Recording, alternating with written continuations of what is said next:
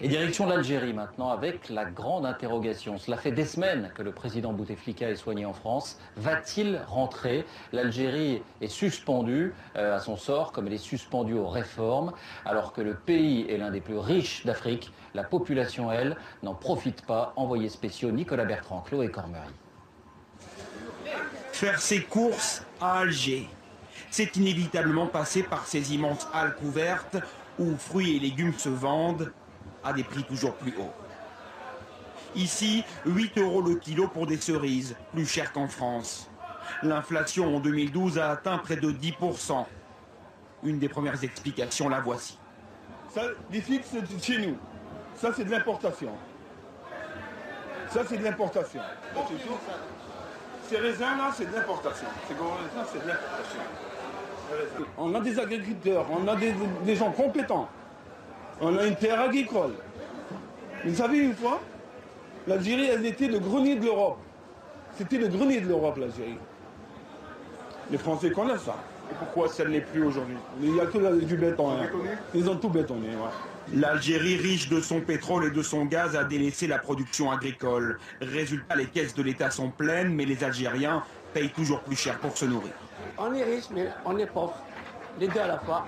Il y a une grande majorité qui souffre. Une des raisons de ces problèmes économiques, une bureaucratie écrasante qui paralyse les entrepreneurs. C'est le constat du PDG de Cévital, entreprise privée d'agroalimentaire. Il emploie 14 000 personnes et voudrait encore se développer, mais tout est compliqué. Nous avons plusieurs projets aujourd'hui, depuis des années, et qui attendent ces autorisations. Et c'est des projets qui peuvent créer des milliers d'emplois et faire passer notre pays du stade d'importateur au stade d'exportateur.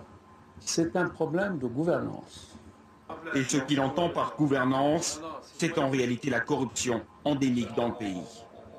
Mais cette économie à sens unique, certains en profitent. Des quartiers très chics fleurissent sur les hauteurs d'Alger et attirent de grandes marques européennes. Un pays à deux vitesses. Et un des indicateurs très clairs de cette grande disparité économique, c'est par exemple le prix du café. Nous sommes ici dans un quartier populaire d'Alger et comme partout en Algérie, le prix du café est de 20 centimes d'euros, un prix très abordable pour la population. Alors qu'ici, dans le quartier d'Hydra, un quartier huppé sur les hauteurs d'Alger, le prix du café c'est 200 dinars. 200 dinars, ça fait 2 € le prix d'un café dans les beaux quartiers parisiens. Dernière arrivée dans ces quartiers chics, une grande marque de joaillerie française. Au même moment, un rapport des Nations Unies indiquait qu'en Algérie, une personne sur 3 vit sous le seuil de pauvreté.